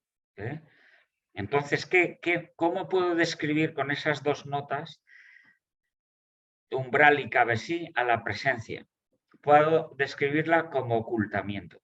Enseguida empezar a decir, la presencia es el ocultamiento que se oculta. Y dices, esto no es, por así decir, redundante, reflexivo. No, es que la presencia no es consciente de que se oculte. No quiere ocultarse, sino que ella dedica toda su luz al objeto. No tiene pretensión de sí ni para ocultarse, no sé cómo decirlo. Es así, es ocultamiento. Ella se oculta. Si no se ocultara, no podría presentar los objetos conocidos. Bueno, la siguiente dualidad, ¿no? La agrupación de notas. Hemos dicho que la presencia es antecedencia y es haber. Si uno las dos, la antecedencia respecto del objeto, del ya, porque es más importante conocer que conocido, y el haber es más importante que lo que hay, si no se posee, pues no hay nada. Pues si uno esas dos, antecedencia o prioridad y haber, me sale, dice Polo, una noción, que es suposición. La presencia supone, es la suposición de lo supuesto. El objeto es lo supuesto. El objeto está supuesto por el suponer. La presencia supone el objeto. ¿Qué quiere decir esto?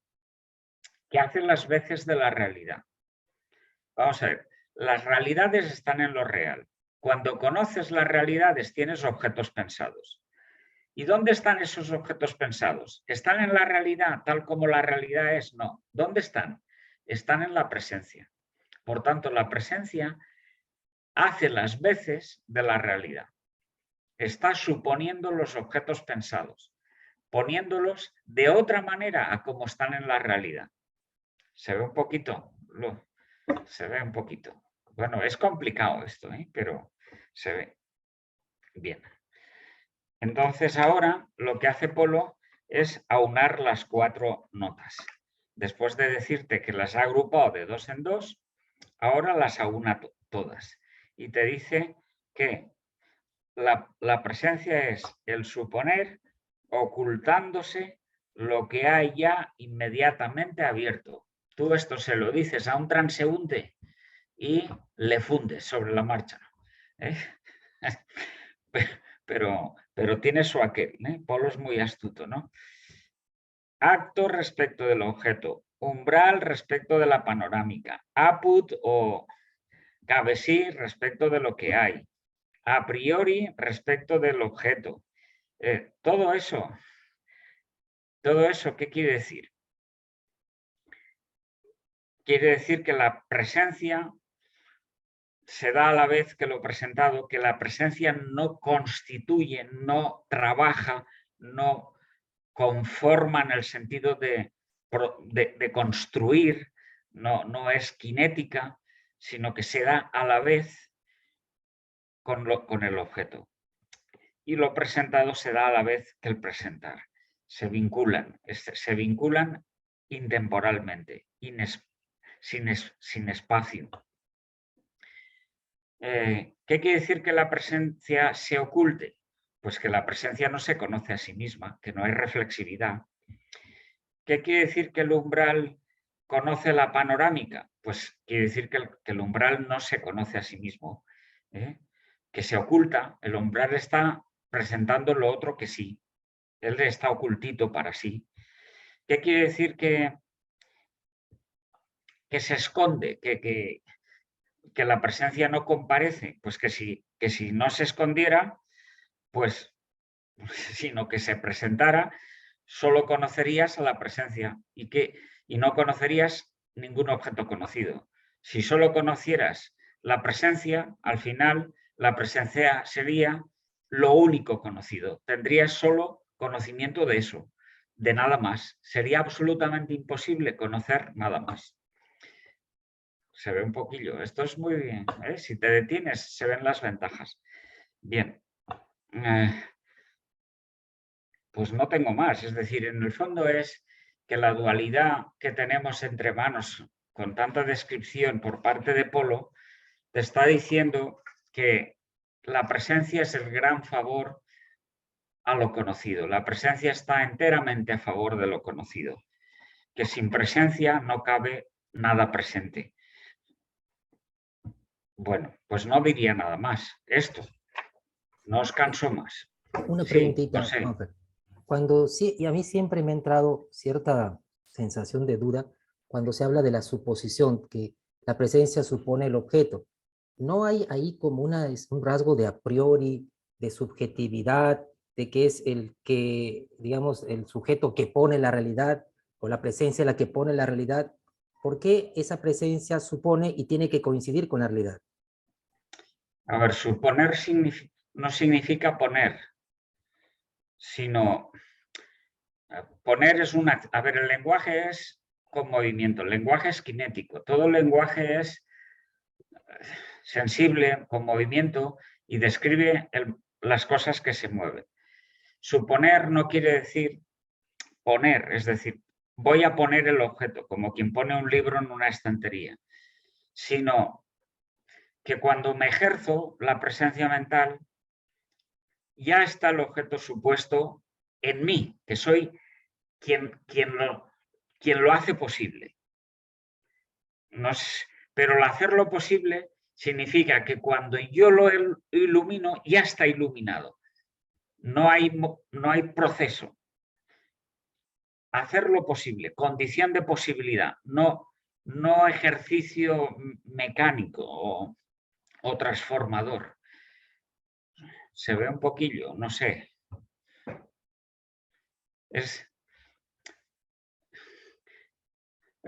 Suponer lo supuesto, te he dicho antes, es el objeto pensado. ¿Y qué es el objeto pensado? El que hace las veces, por así decir, de la realidad extramental. Pero el objeto pensado no se da aislado del conocer. ¿Quién hace posible el objeto pensado? El acto de conocer. Si el objeto pensado se puede llamar lo supuesto, el acto de conocer es el suponer lo supuesto. En este sentido te habla Polo. El que hace posible que las realidades estén en la mente de otra manera a como están extramentalmente en la realidad. Ok, eso no quiere decir que sean un invento de la mente, no, de eso ya hablamos en otro momento. Bueno, más despacito y buena letra. Alejandra, mucha paciencia. Ten en cuenta esto. A ti te puede gustar, como por tema laboral, mucho más la realidad física. También te puede tener inquietud las cosas más humanas porque las vivimos todos los días. La ética, la antropología, etc. En la teoría del conocimiento hay que ir con pies de plomo y hay que tener mucha paciencia porque es fría. Es como es. Pero descubrir cómo es decir, cómo la ha creado Dios, nuestros niveles de conocimiento, tiene una gran ventaja. Ventaja respecto de todas las opiniones contrarias al modo de ser del conocer humano. Si descubrimos cómo es el modo de conocer humano, todas las opiniones, todos los errores, todas las tesis que ha habido por ahí son fácilmente rectificables. Esta es la gran ventaja, que tú el día de mañana puedes ir a tus anchas contra todo escepticismo, relativismo, teoría filosófica que ha dicho esto, lo otro, en cualquier campo. Bueno, Y yo considero que es un mal necesario, aunque sí, resulta muy arduo. muy bien, claro, tú dices, qué ardo, ¿dónde me he metido? Bueno,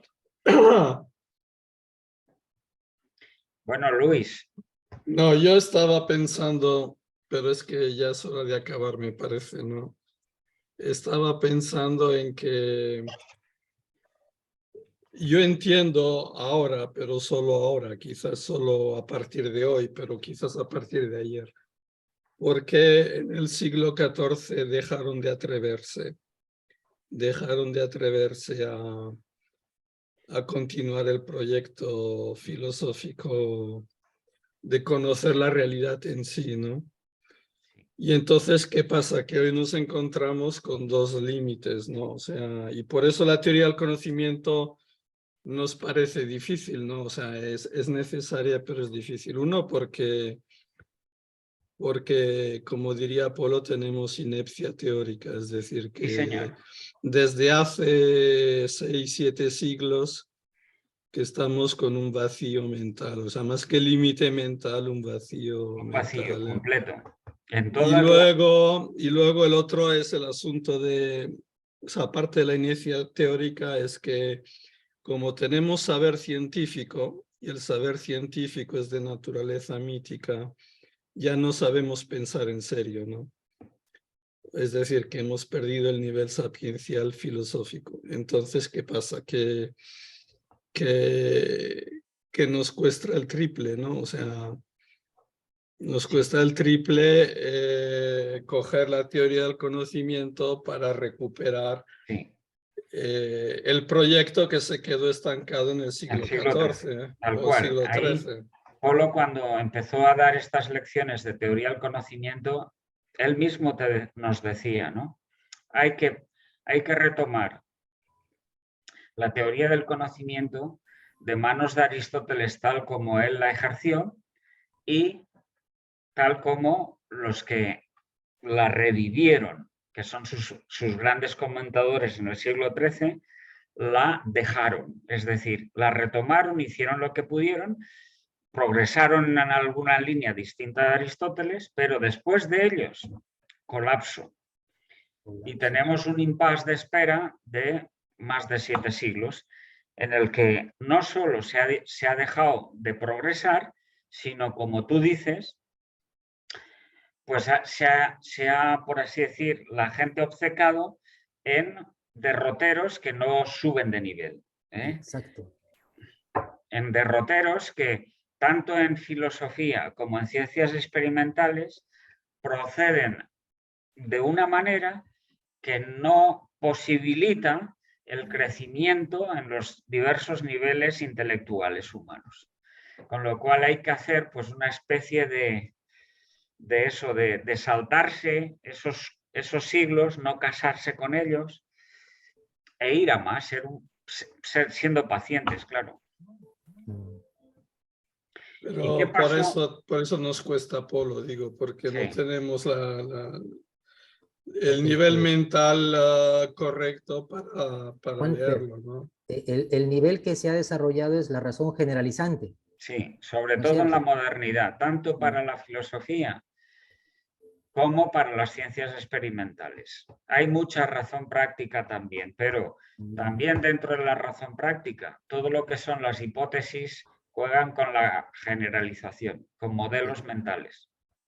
Sí, ese es. Y se piensa que es la panacea, lo último, y que hay que darle vueltas y vueltas y vueltas sobre eso. Sí. Sí, es verdad eso.